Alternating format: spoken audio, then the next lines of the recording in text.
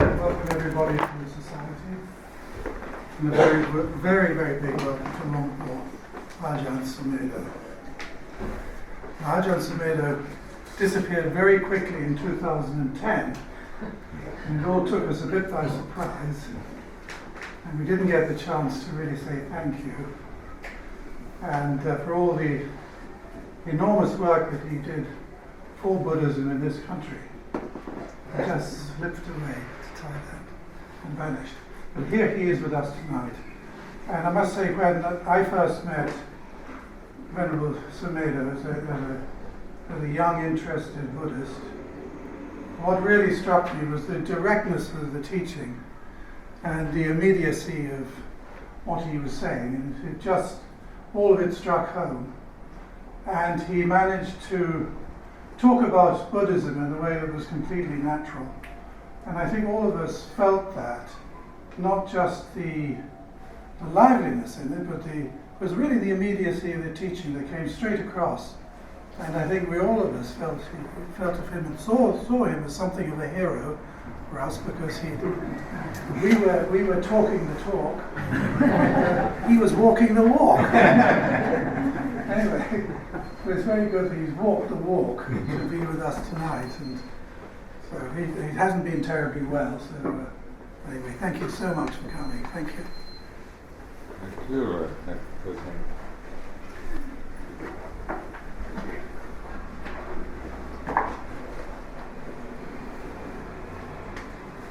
So pleased to have this occasion.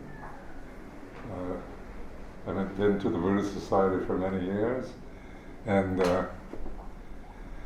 I've been living in Thailand for the past 3.5 years in a remote monastery, and with no duties, no responsibilities, plenty of time. When I came to England, this was in 1977, I had only 10 years of monastic life in Thailand, ordained and trained in Thailand, and then I came here, and of course when in Thailand I was just another monk really, and I was quite liking the life there. They had this, in 1975, the Americans fled Vietnam, and where I lived in Thailand was northeast Thailand, which borders right on Laos and Cambodia. And so when one of the villagers came to me with this news, I was sitting on the porch of my kuti, and they said the Americans have gone, and then all this kind of panic took over the country. Practically the whole of Thailand was panic-stricken, because the theory then was domino theory, and Laos immediately went communist in Cambodia, and we heard all these terrible stories of what was happening in Cambodia by the Khmer Rouge, and so then the possibility of feeling I might have to return to the West was there. First entered my mind, before I never really contemplated coming back to live in America. I thought first I'd be in America. So anyway, we started a branch monastery of Ajahn Chah's called the International Forest Monastery. And we had about 22 Western bhikkhus there from different nationalities. And so when I arrived in Ubon, I was the first Western monk there.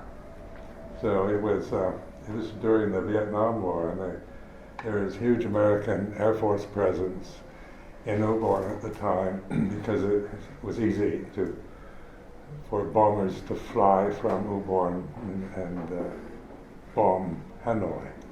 So they had all these B-52s and a huge presence of American airmen. And then I came as a monk and stayed with Ajahn Chah. And of course that was a total surprise to the local people, that they couldn't understand why I would want to be a Buddhist monk living in the most strict monastery in all of Thailand. Because Ajahn Chah was a very strict teacher, and of course Thailand is 95% Buddhist, and they have all ranges from very loose to very strict. But in those days, Ajahn Chah wasn't that well known, so,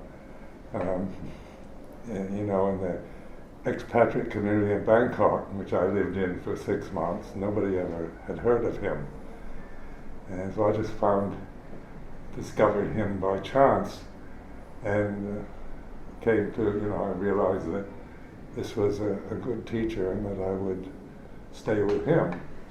So I was there 10 years, and during that time I was asked to establish this international monastery for training people who come to Thailand who can't speak Thai, and because the problem was that there are very few, hardly any Buddhist monks, Thai monks, could speak English or any other foreign language.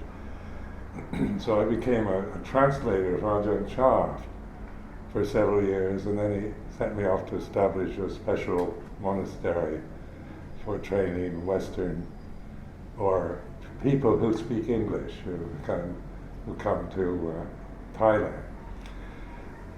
So I was there 2 years, and then 1977 I was invited to England. So that began my life here. And of course Thailand didn't go communist, and the king of Thailand was very kind of wise man. It had a very strong communist movement at the time, and where we lived in northeast Thailand, there was very, very strong communist movement, and in southern Thailand. And so I was, I never encountered anything of these, and they didn't seem to bother the Buddhist monks, but there was this fear of Thailand going communist, so the king gave amnesty to all the communists, and that made the communist movement in Thailand almost collapse overnight, just disappear. Or many of them were like university, college students, who were kind of idealistic, and they were for, if you're going to have a fight with these people, you're forcing the issue, you end up in an endless bloodbath and war. So the King Bhumibol gave general amnesty, and then Thailand didn't go. But by that time I was established here.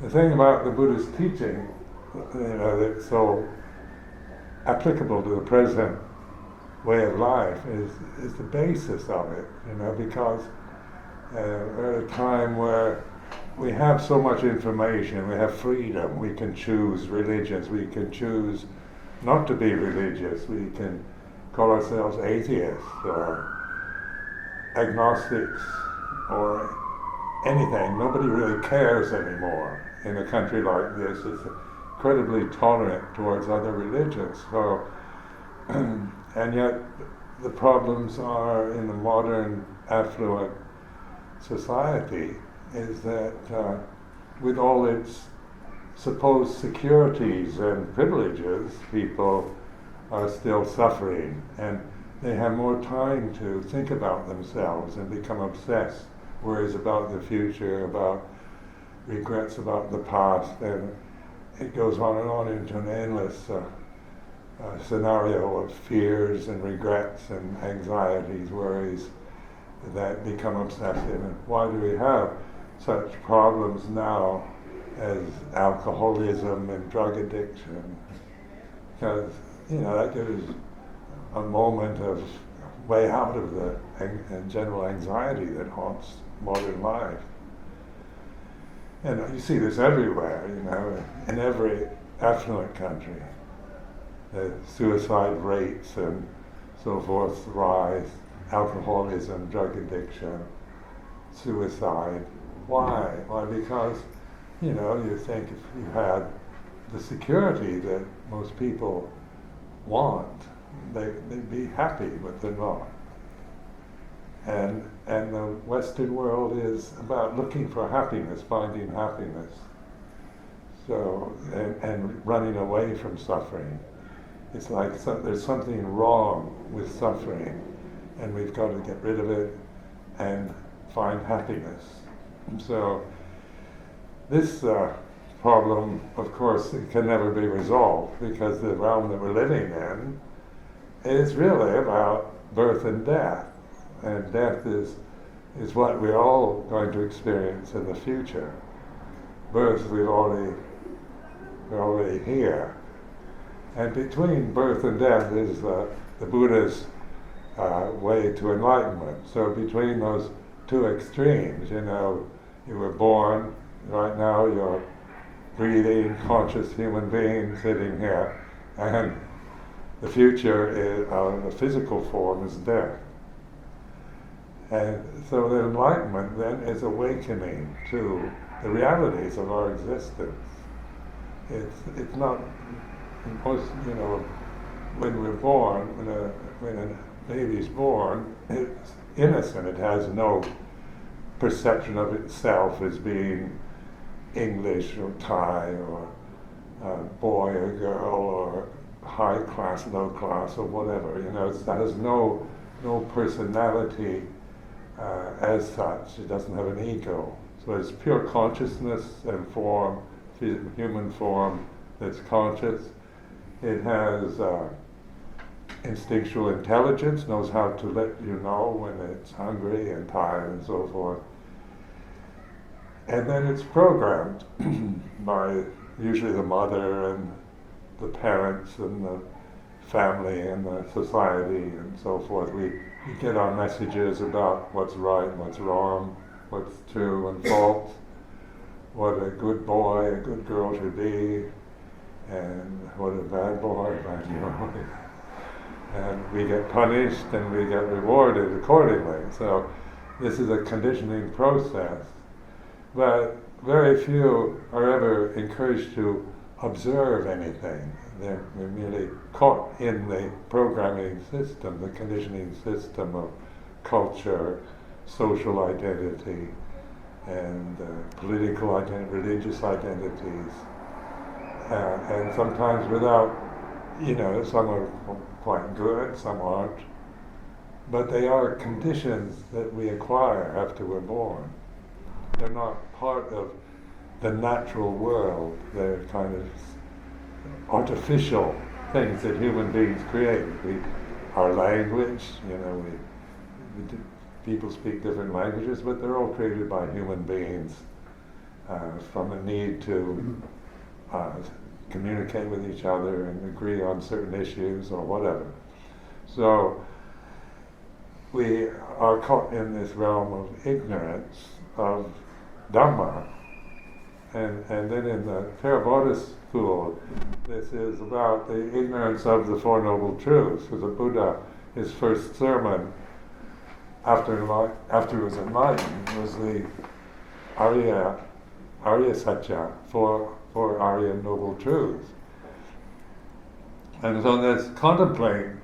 Here in London, I remember going to interfaith meetings, and all these different religions would get together and we'd discuss our particular approach, and most of them were critical of Buddhism. They say it's not really a religion, it's philosophy, it doesn't have a God.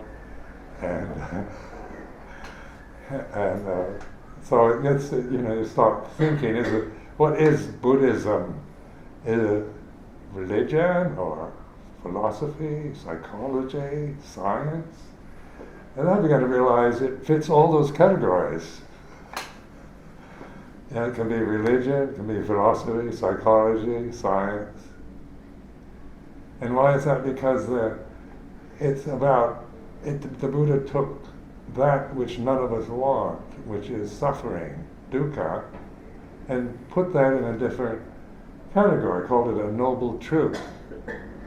And you're not saying it's God or ultimate truth, or it's not a metaphysical truth, but it is a reality that we all can relate to here and now. And it's common to all of us. It's not about persecuted minorities or people that are poor or whatever. It's about all of us, rich or poor, the top or at the bottom. Dukkha is our common bond. And then recognize taking it from something we're trying to get rid of or blaming it on others, blaming it on God maybe, or on your parents or your social position or whatever, you start changing your attitude towards dukkha. So that's why it's a noble truth, because you actually shift from a person who's running away from it, trying to seek happiness, to someone who's recognizing it as for what it is in the present moment. Maybe it's just a general anxiety, or worry about your children, or fears about your health. So I mean, there's so many now, there's so many things to worry about and fear. This is a fear realm. When you look at nature, it's all about survival. And at Amaravati, I remember years ago just watching the squirrels in the trees, and they were very confident. When they're up in the tree, they're very cheeky, very confident, and when they get on the ground, they're very frightened, and they kind of shiver and shake and then run for the nearest tree. And because they know a dog could come along, cat, and it's about the survival element that we all have. We have to survive. We've got these basic instincts. Procreation of the species, survival, fear, because there's a lot to be frightened of in the realm we're living in. Physically, we're easily damaged, and emotionally we can be traumatized. And the future is, we'd like security and know, but the thing is we don't know. Anything could change or happen. So we maybe would like the illusion of security, which of course the modern system here in the UK has provided, a kind of general sense of being secure. And you've lived in other countries, you can appreciate the British system, because it as much as you can criticize the Tories or the Labourites, that's fairly reasonable compared. Right now, Thailand's going through a terrible time. And so, but you can take it for granted too. You can just think that, never contemplate the system you're in, or even appreciate it. Just see, you don't like the Prime Minister, or you don't like the political group that's in, and you maybe, obsess yourself with what you don't like. We also do that with ourselves. I found when teaching here in the UK, in England, that English people have a tendency to be very self-critical. So they tend to dwell on, obsess their minds with the fault or the flaw, and what they've done wrong in the past, or their worries about the future. And they see themselves, they kind of exaggerate what's wrong. And when you do that, then you don't see what's right. You don't have a clue of your own goodness or virtue. And so you become neurotic and frightened and unhappy, even if you have a good family, you own your own home and all the blessings of the material world. It still operates in us. Because it's, as the Buddha says, ignorance of the Four Noble Truths. So this is an easy formula to keep in mind. It's that it's based on something that we can all relate to. It's not high, so you don't, like God believing in God's very high. And so some of us can't believe in something high. We don't know even what that is, you know. So you say, I was brought up as a Christian, so my parents were very concerned about my Buddhist tendency. Because they didn't seem to have any problem in believing in God, but I did. That just didn't make sense to me. And so that this was, you know, contemplating it from a Buddhist position, you know, all the theistic religions, and almost all religions start from the highest point, from a metaphysical truth or teaching, ultimate reality or God or whatever you want to call it. So, and then the Buddha established actual teaching on something ordinary, banal, common to everyone, like suffering. And think, why did he do that? What was the point in teaching about suffering?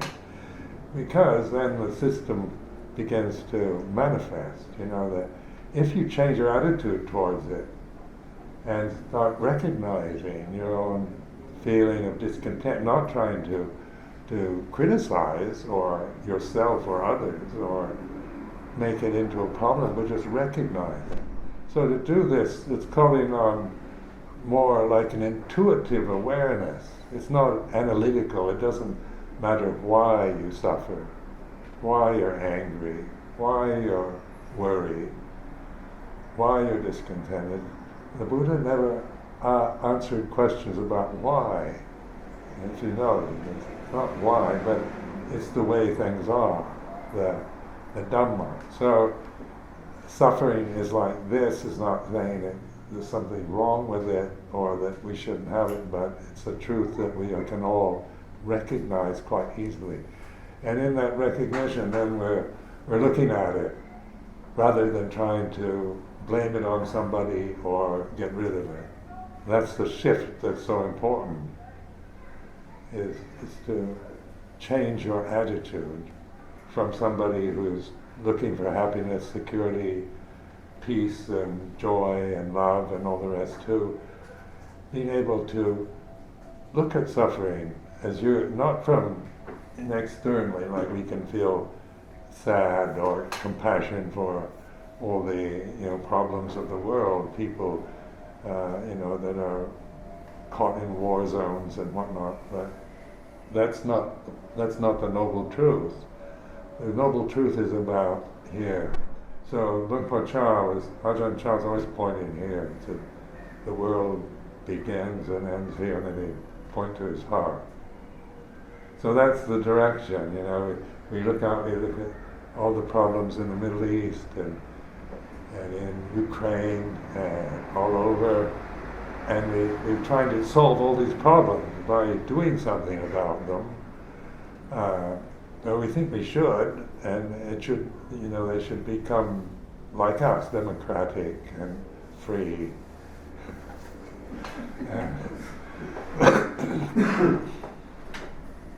But you look at modern Britain and you don't find many content people here. They really complain about Prime Minister, whoever it is, in America.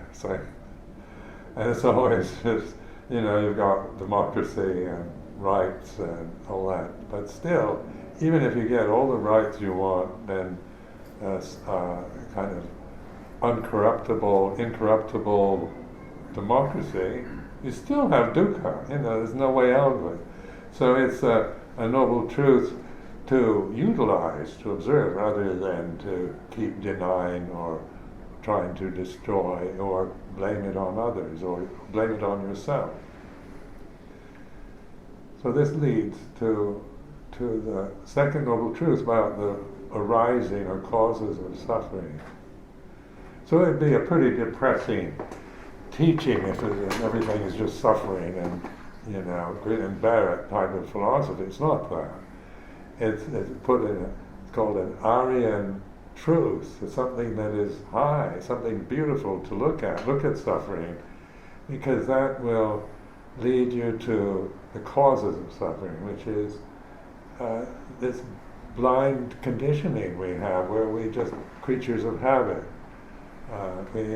We operate according to what makes us happy or unhappy. We react to praise. We like to be respected and praised, and we don't like to be criticized and blamed. So and even if everybody's praising you, you still dread the moment when somebody's going to blame you for something. Believe me, I know. And so this is also the dukkha, or the suffering that you use in daily life. And by changing your attitude to suffering, then you awaken to a noble truth. And then that awakened state isn't a critical. It's not about criticizing it. It's about recognizing it. You don't need to know why we suffer or why you suffer, but suffering is like this. So over the years, Luang Por Chah, Ajahn Chah was very direct in his way, and so even before I could understand the language that well, I got the point very quickly. Because when you're like the first Western male that entered a Thai Sangha, where I didn't know the language, or the culture was very strange. Nobody could speak English. Thailand had never been colonized by European power. Hardly anyone around could speak English language. I had to learn their language. Then they spoke a dialect, Northeast Thai dialect, which was very different from, say, the Bangkok dialect. It's the lingua franca. But the power of a teacher like Luang Por Chah was that he'd always direct your attention, make you look at what you're feeling. And so the frustration that comes when you're living in a culture that's totally different, what you're used to, a climate, tropical climate, different food, totally different cultural attitude, and then living in a very strict Vinaya monastery where everything is prescribed, how you walk, what you do throughout the day and night. And of course before that, when I was a layman, I was a student at University of California in Berkeley in the early 60s, where it's all just do whatever you like. Hedonism at its most extreme, and so it was. So you're coming from this incredibly hedonistic, self-centered world of California to the most strict monastery in Thailand. But I chose to go there. And why did I choose to go there was because I could see that the hedonistic life, just following your desires of the moment, your impulses, it just led to confusion and self-contempt. You find yourself really sometimes hating yourself, and because everything's okay, everything's allowed. It has certain high moments, where you feel free and can enjoy the moment, but it doesn't carry over into anything other than disgust and regret, because you have a feeling there's something more to life than just this kind of selfish indulgence. So going to Thailand, I deliberately wanted to put myself in a situation that I couldn't manipulate, that I had to learn how to obey somebody else and how to live within a structure that I couldn't negotiate in any way. If I was expected to stay there, I had to just surrender to the structure of the monastery. And something in me knew that's what I needed to do. But also it wasn't a tyrannical place. Ajahn Chah was a very compassionate person and had wonderful sense of humor, and you saw the joy of his life. He was a very joyful person in himself. And so I was very impressed, and I decided to stay there forever. I thought maybe I might absorb. If I just hang out with Luang Por Chah for a while, I might absorb some of his wisdom. And so I had 10 years living quite close, either with him in the monastery or in branch of monasteries nearby. And then coming to England, you're very far away from that. And you find yourself the focus, everybody's looking at me, expecting something. So I found it, a challenge, and I had to deal with that through these noble truths, through observing if what I liked, what I felt at ease or uncomfortable with, or whatever. I could use that for just recognizing the feeling, and how, as a person I tend to, as a personality, my conditioning is such to trying to reject the unpleasant and find happiness. So I could begin to see that in myself. I found, my whole life has been one of rejection, trying to get rid of my faults, trying to get rid of anger or greed or jealousy or fear, or trying to, and then feeling self-critical because I had these emotions, and it's got this ideal that if you're a really good person you wouldn't have them. You're coming from high-minded ideas, but they don't work in daily life. Life is like this. It's not an ideal life like the monastery. It wasn't an ideal monastery at all. It was very practical. But the whole aim was to give one that occasion to look at what the suffering and how one grasps it by either following it, becoming obsessed with it, or trying to push it away or repress it or deny it. And so this is the cause of suffering. And this is through ignorance of these noble truths, where desire arises. This is a desire realm.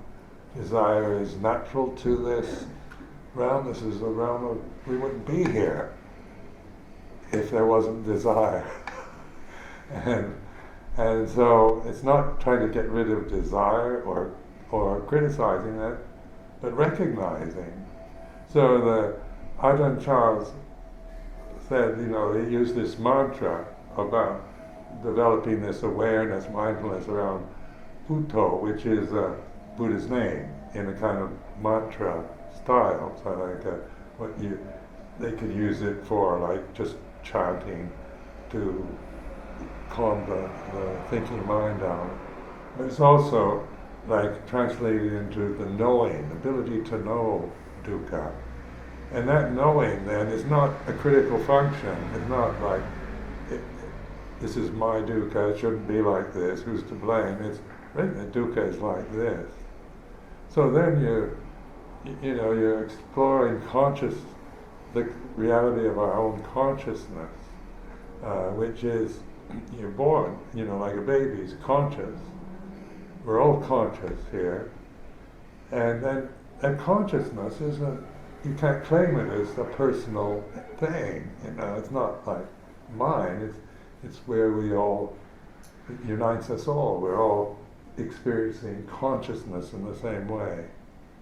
Consciousness is like this, so you can recognize it.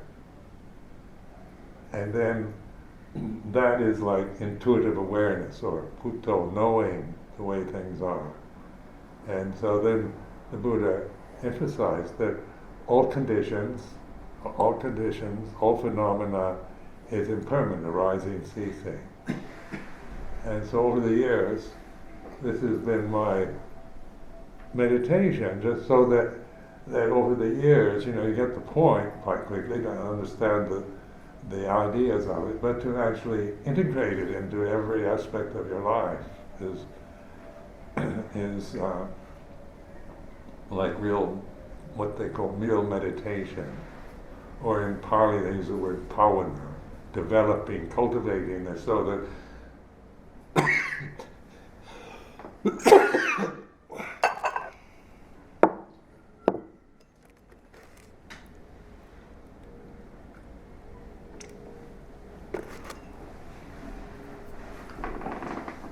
so that it's not just momentary, like we all have flashes of it.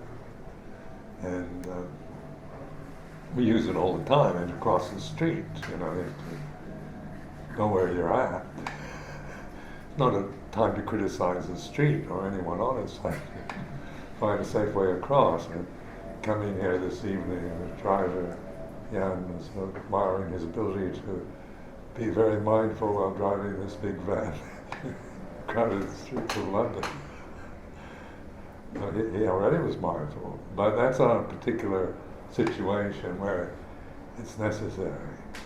But in a modern society like this one, you don't have to be mindful.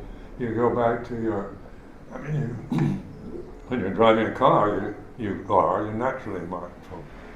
Or if you're in a precarious situation where your life is in danger, you're just automatically mindful. But in daily life, where we can go into our flat and lock the door, safety locks, burglar alarms, alarms on the windows. The windows all have locks, and we can worry, we can get angry, we can get frightened.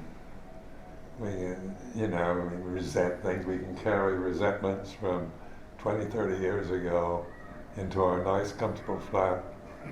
And in anyone's life, there's a lot to resent.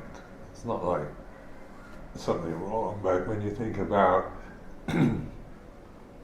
past experience, and we've all experienced injustice or lack of understanding and things like this as part of life. Been bullied in school, or our heart has been broken, or whatever. So then these kind of things can obsess the mind.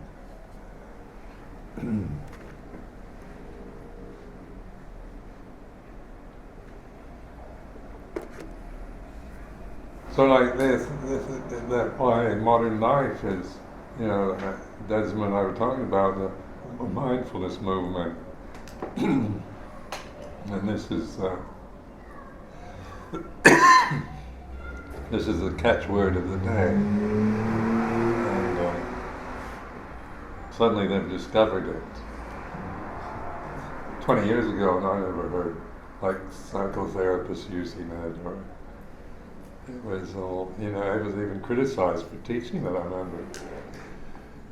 So there are so many theories about, I remember one man criticizing me for teaching anatta. He said, you've got to build a good ego, a sense of your self-worth first before you can let go of it, and going on like that.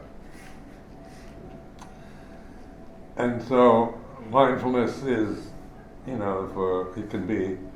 have to be mindful if you're going to rob a bank successfully.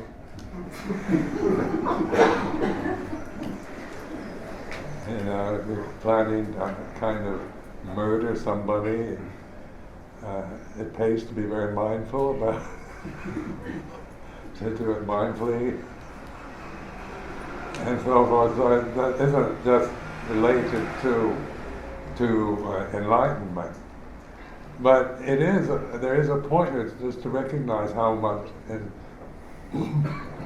mindfulness is necessary just for survival in the society you're living in.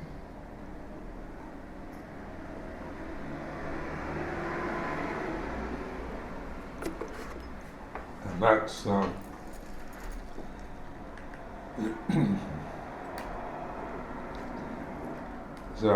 it's not something that you never use. It's just maybe you've never recognized it. It's not. We would be dead quite early in life if we were never mindful. But then now the Buddha has carried mindfulness not as just a survival mechanism, but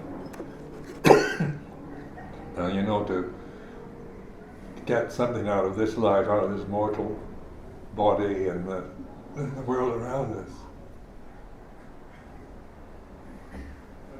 Just to encourage this practice, like in developing the path, it's about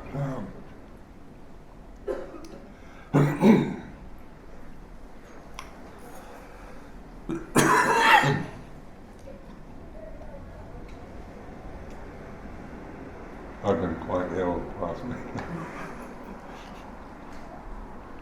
But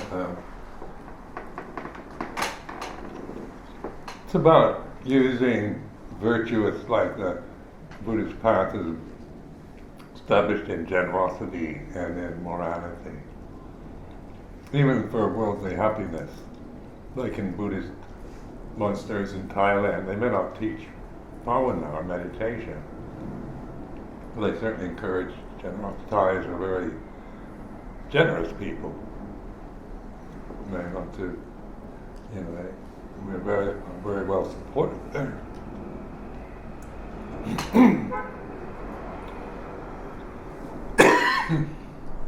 And then morality, 5 precepts, that kind of thing, where you commit yourself to a structure of behavior, like you for speech, action and speech. And then in the monastic form, then you've got the Vinaya, a very refined structure to live in. And it's a structure that is impersonal. It's not about trying to become the abbot of a monastery. It's all about living within a traditional structure and then developing this mindfulness. And so, and this I found very effective over the years, just within the constraint of monastic life. You're living in a form that you share with the others, with other monks. So you have a strong feeling of social harmony with them. So we just had, last week we had an international meeting in Amaravati, where this happens every 3 to 5 years, usually in Thailand. This year, Ajahn Amaro, the present abbot of Amaravati,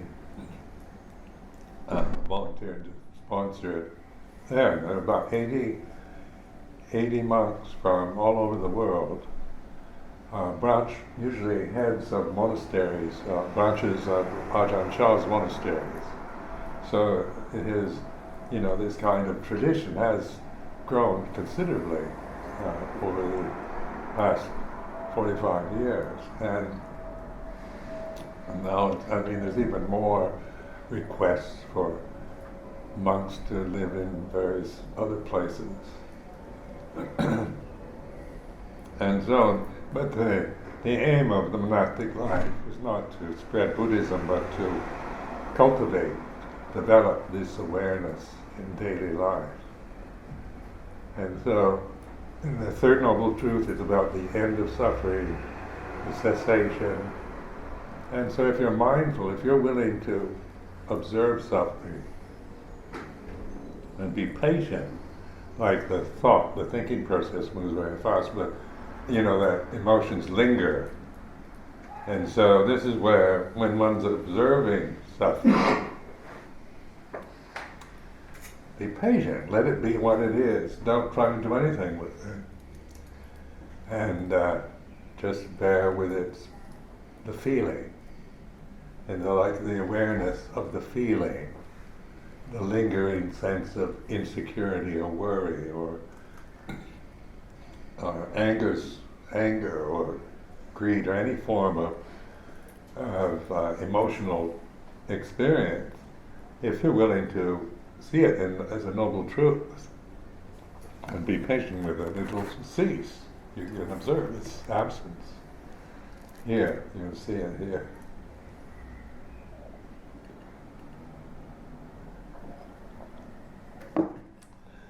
So then you have these insights, these very powerful insights into these noble truths. And now I'll be 80 next month, 80 years old, and so it's looking back.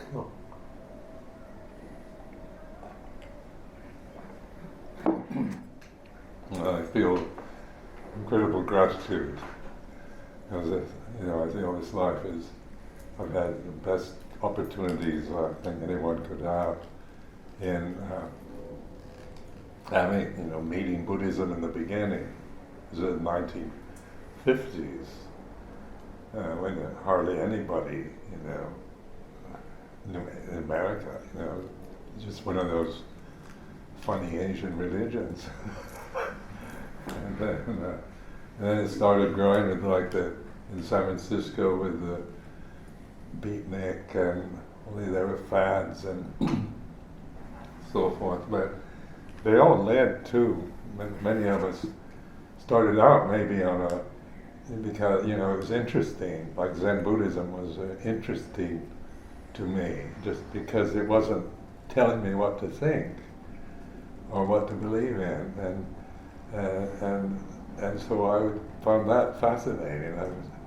To look at that in myself, rather than just try to adopt Zen kind of ideas and just condition myself in that way, but to observe. Mindfulness is like changing from the critical mind, like the thinking mind is a critical function. It's about how things are, they're big or small, male or female, right or wrong. It's a critical function, discriminating between conditions.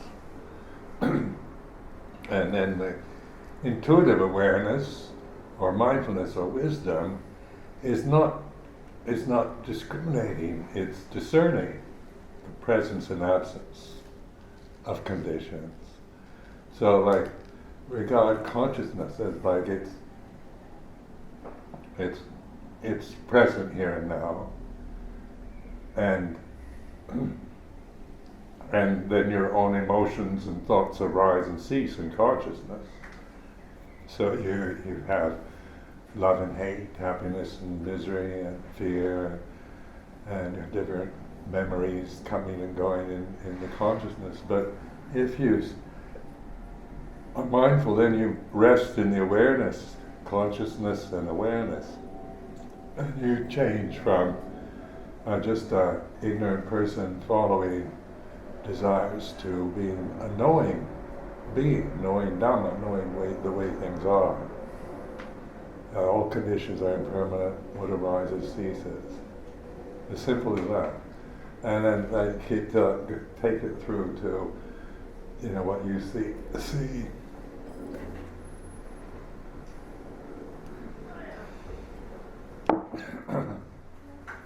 What you see, hear, smell, taste, touch, think. But it's the one knowing the conditions is not the condition. So that's what we call Bhutto or Buddha, refuge in Buddha, knowing Dhamma, the way things are. And Sangha is one who's practicing that, developing, cultivating what we call the Eightfold Path, or the way of mindfulness.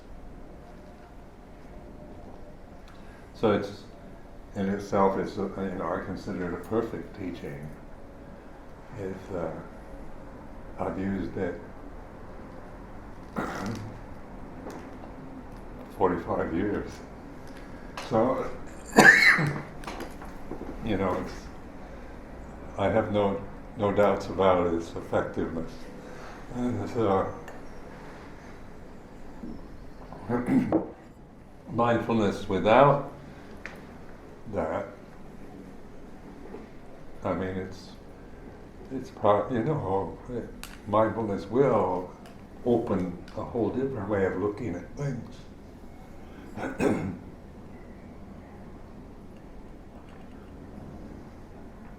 So if you start with being mindful for, for personal happiness, hopefully it lead on to something more than that. And then in the Buddhist world, the Buddha has a complete form, really, because it's established in generosity. It's about how we live with the society. How you're going to live your life. Even if you're enlightened, like the Buddha in the scriptures, how did he live his life after enlightenment? And there was generosity and sila or morality, compassion, and the four Brahma Viharas, metta, karuna, mudita, upekkha, come out of that pure consciousness. They manifest through purity, not through personality. So that, I think I'll stop. Offer that for your consideration.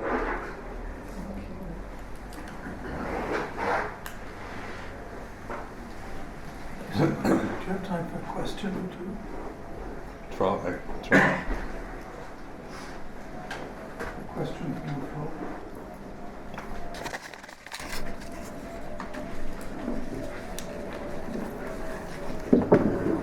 In the 45 years you've been doing practice, the training with the Buddha's teachings, when things got really, really hard, what kept you going?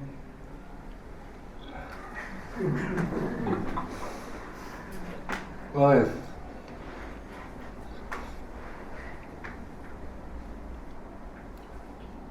it's like once you have that insight. When I came to England, I had 10 years, 11 years actually, that practice. So I knew how to use it. And I kept that as a priority, which is to use whatever's happening to me, so we get praised, and you like, I like that. I like praise. And then you get blamed. I didn't like that. I want to be successful, and when things that everybody's saying, "Oh, I just make it so successful," I like that. But when they say, "Oh, he's no good," I don't like that. So it's like observe both sides, success and failure.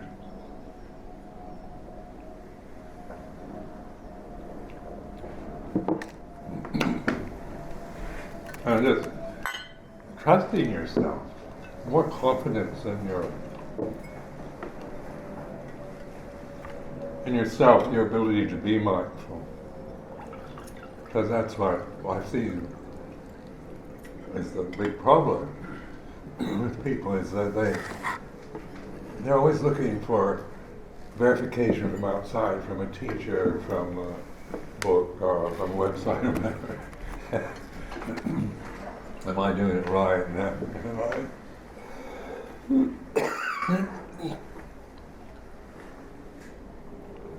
Am I okay? And so that's still operating from the sense that you are this personality that has to get something, get a result in the future, because you're not good enough the way you are right now. And if you practice really hard, you might develop into a more happy person in the future. That's a total illusion. And you can see it. You're not trying to dismiss it, but it is what you create. It's this sense of your self-worth, which you think, you hold to, and you believe in, and operate from it. But then changing it into noble truth is observing it. So, you begin to see.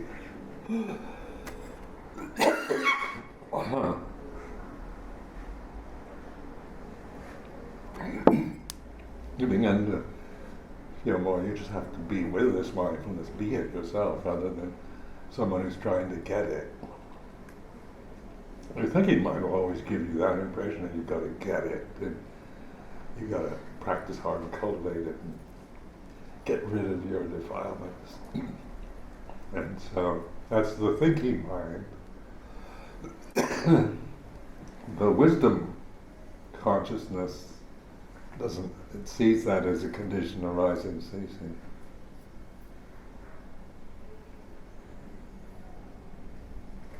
I think I'd better. I'm sorry about this. Thank you. Thank you so much for coming. With us. We have a small gift for you from the society, and also for your birthday. It's coming up.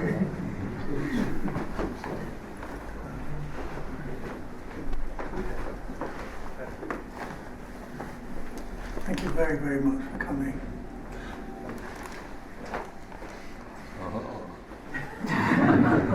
For the man who is everything and it's nothing.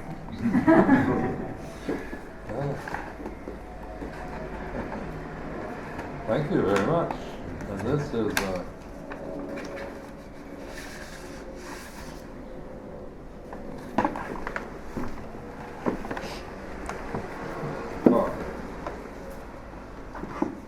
it's not just